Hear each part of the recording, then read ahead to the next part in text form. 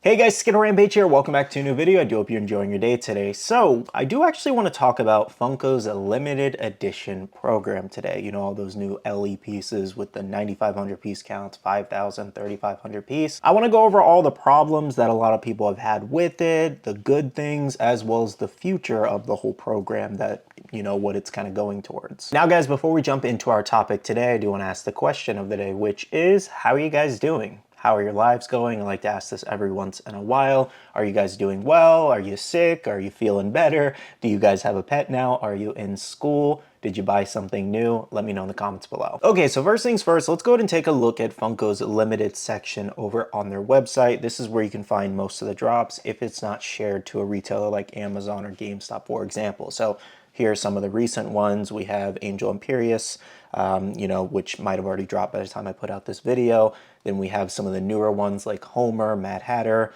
These are 5,000 pieces. We have the TMNT Krang one at 3,500. They've even thrown these Jumbotron ones in these too at 1,200 pieces. I don't believe these are actually selling out though. They're gonna have to show me proof that these are actually leaving their warehouse.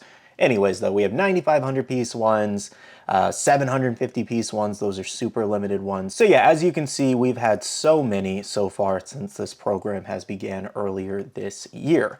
But something I wanted to talk about recently was where the controversy kind of drove up on this drop specifically with the Iron Man one too, the other Iron Man, the superior one. So online, when you buy these limited pieces, most of the time, not always, but most of the time, they are requiring you to get fan rewards points and use those on these drops to get early access. And the whole idea here is that if you spend the 3,725 points required, which granted, something else that's been causing controversy is they have been raising the points required for these drops. And this is gonna go into the issue that I have with this and a lot of people have with it. But basically, they'll announce it and then they'll say, hey, you can do 3,000 points, but then randomly they'll up it. And then I think they upped it again for this one too. And it's just like, why do you keep increasing it? It should be at the original point amount that you stated. And if you're new here or you don't know anything about the fan rewards thing, it's basically just involved in your account on Funko. You can join it pretty easy, and you do get 10 points for every dollar spent. So in this instance, you would have to spend $370 on the Funko shop to be able to have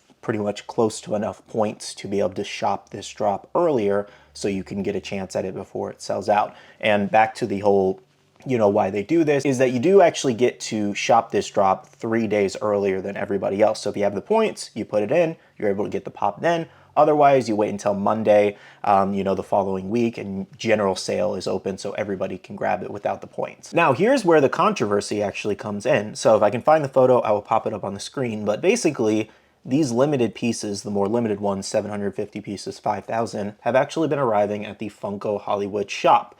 And why that's controversial is that they can just buy them in person. No points required. And it's just like, why would you do it that way? Why would you not require fan rewards points in person or something in person?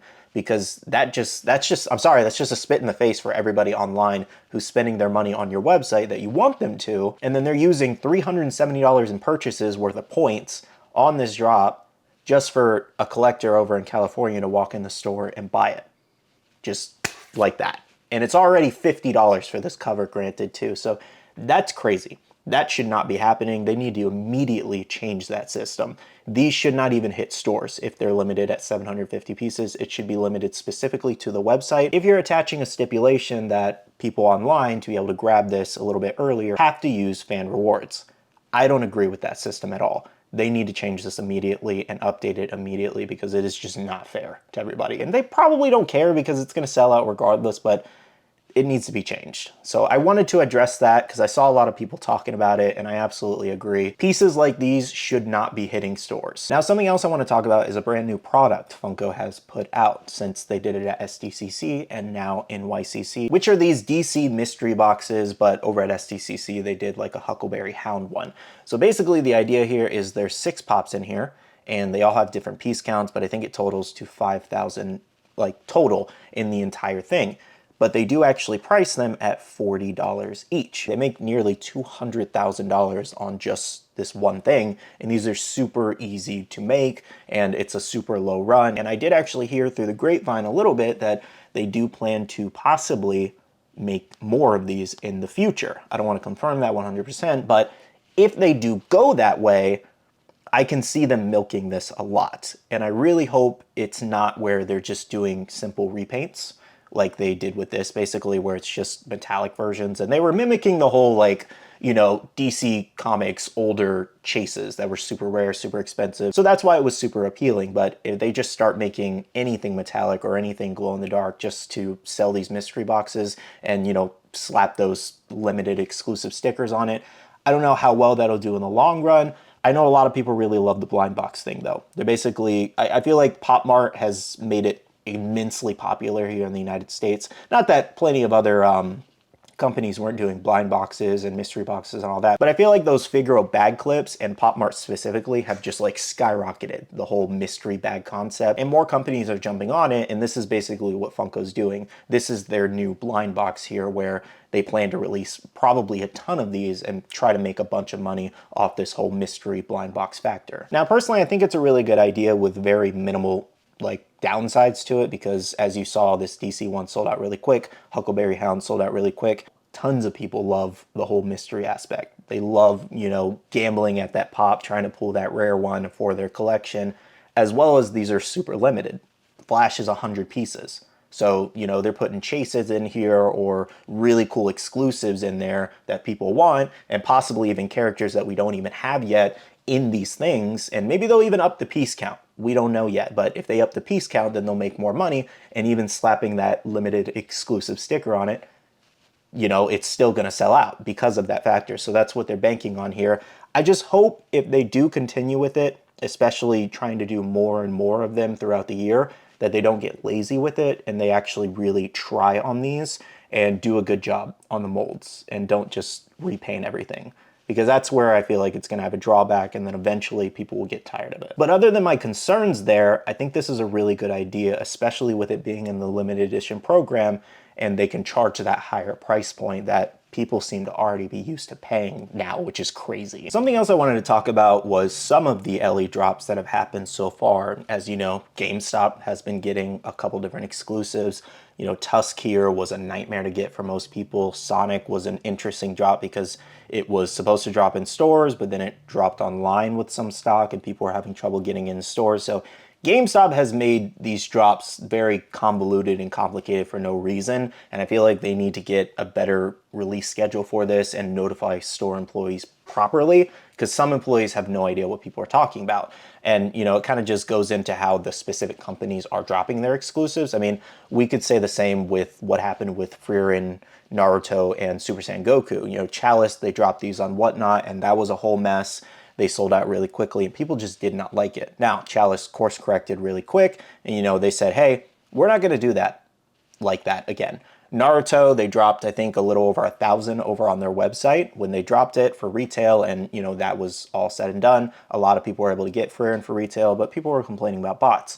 Now, Even's Goku, that was the worst drop I've ever seen in my life. It was the scummiest thing, and it was a pure money grab thing. And then they ended up getting another exclusive, the General Grievous, after, which was crazy, which it was probably already planned, so it was just a whole coincidental timing thing. So far, the only company that's gotten an LE exclusive that has relatively an easy release where there was very minimal complaints was Toy Temple with their Miles Morales exclusive, where they released it, but they put in the subtext and the description of the post, as well as the, you know, the listing itself on their website, that, hey, you got to put in this code, which was Marvel or whatever it was, Spider-Verse or whatever, and it'll discount it down to the regular retail price, $20. They had Miles up for like $1,000 or something crazy, and that caught a lot of people off guard. It caught bots off guard, so anybody who was trying to buy a ton to resell got caught off guard, and a lot of people were able to get Miles because, you know, they basically kind of tricked the system there, and, you know, you really just have to be paying attention. So that was a really cool way to do that, and a lot of people really loved it. A lot of people who didn't read were kind of upset, but, you know, it is what it is. But I liked how they did that personally. Now, something you need to remember, though, especially for retailers like Chalice, as well as Toy Temple, and even, unfortunately, is that Funko kind of mandated that they do something special with their drops. So that's why, Chalice even, they chose Whatnot.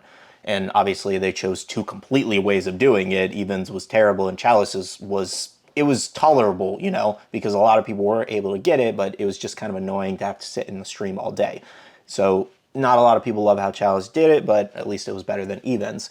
And then Toy Temple, they had their Leroy exclusive where they dropped it at their event because I think it was only 1,200 pieces, and then they dropped some online, but it went really quickly. So when you're thinking back to these exclusives and how the drops went, just remember that Funko also mandated that they do something special. They wouldn't just let them drop on their website initially when I think most of these companies wanted to. But don't get me wrong, I am not in any way trying to excuse how some of these drops went. Some of them were just terrible. Now, I think one more thing I wanted to talk about here, and heading back to the Funko shop here, was that I don't want Funko to be very lazy with this limited edition whole program they have going on, because it seemed like that initially, but then they started introducing characters we hadn't had before in like different lines. So like, when they released one of the first ones, which was Genya Metallic, and it was super limited, and it's one of the most expensive Demon Slayer pops now, and I'm like, it's just a repaint. And I was like, I'm hoping that that's just not the route they're going to go. But they started still doing that with a couple pops. But, as you can see here, we've had a ton of different characters. Dunharrow King, Star Killer. People were mad about that Star Killer. that was rough. Chaos we had never gotten before at 1,200 pieces. We have Itachi, but never with the Fireball Jutsu. So that was really cool. Spider Cat. Maybe this is something that they didn't feel would sell in the 20, 30,000 range. So they did it at 5,000, and it only sits for like 40, 50 bucks on the aftermarket. So I think 5,000 was perfect for that. If you want it, it's not going to break the bank. It's just going to annoy you a little bit to have to pay more than, retail, but it's basically double because of that higher price point. They're big boys, which wouldn't really sell crazy well at the 10, 20,000 piece count they were probably doing before. At 1,200 pieces, that's not bad. Again, they're throwing in these Jumbotron. I don't believe they're selling out. And then updated characters like Phantasm here, Billy the Puppet. And then you also have these other ones, like these one-off pops from Tron, where that would not have sold out, and not even probably sold 10,000 pieces if they just released it as a regular exclusive or common, because the Tron Ares movie absolutely bombed. So this was a wise choice at putting at 3,500 pieces. They were still able to make the character and make a little bit of money on it at that $30 price point, making more money than they would have just releasing it normally, possibly. So that's where I kind of think it's a good idea for this limited program, where they're just throwing characters in there that might not sell as well normally. I think it's really smart by them to still make some money, and you're still pleasing that crowd that maybe wants that character in that specific outfit, design, or whatever. And then you have cases where they just do some really cool pops at 3,500 pieces, and people are going to be upset, but unfortunately you just can't make everybody happy. I don't know, guys. I think the whole Funko limited program is definitely pretty interesting. It looks like they've been dropping relatively 10 to 20 of these a month. It does seem like, with a lot of retailers getting them, and then you're seeing new stores getting exclusives, like Even got their first, and then Newberry Comics is getting their first exclusive, and places like Chalice, Toy Temple, GameStop, Amazon, they're all getting exclusives. Oh, I didn't even talk about Amazon. Amazon has been a little rough with their LE pops. That last Naruto paint bucket was a nightmare for a lot of people. I just think in general that these stores need to lock down, and Funko needs better communication, and just like getting these limited edition drops under control and doing better with them, executing them properly and better. And I think a lot more people will be happy. Obviously, they're limited pieces at the end of the day, so not everybody is going to be able to get them. But if you notice, if it's not a super popular character, it doesn't end up being super expensive. Demon Slayer, Genya, even though, yeah, he's a popular character, if they sold that metallic as like a 20, 30, 40,000 piece count, just as a normal Funko Shop drop, it would not have sold out. It is that limited piece sticker on it that sold it out, and that's why people want it. They would not want it otherwise, and nobody can convince me otherwise, because this is a tale as old as time. It's been happening since Funko began, basically. Anyways, again, I think they just really need to lock down the details and get information out properly to these stores that are getting these limited edition pieces, and they also need to be very careful as to who they're giving limited edition pieces, so we avoid another Even situation and just other really bad drops. But let me know what you guys think about Funko's limited edition program here. Do you like it? Do you hate it? Have you been able to get any of the exclusives that you want so far? I think it's really good for Funko. I think it brings back the limited factor. They're able to sell these at higher price points, which is really nice. So they're still making some money. And, you know, like I said before, one of the biggest factors here too is that they're able to put characters in here that wouldn't sell as well normally, but you slap on that sticker and people will jump on it. So I think it's a really good money maker here, and I'm very curious to see how far they take it. And again, I also have my theory that they made this program specifically to replace the Funko NFT program, which was just causing all kinds of problems in production and all that. With this, they can just make it, sell it, and they're done with it. The NFT ones, you know, they're waiting for people to redeem and making them to order, and then having sticker issues and production issues. It was just a whole mess, and it's a whole nightmare.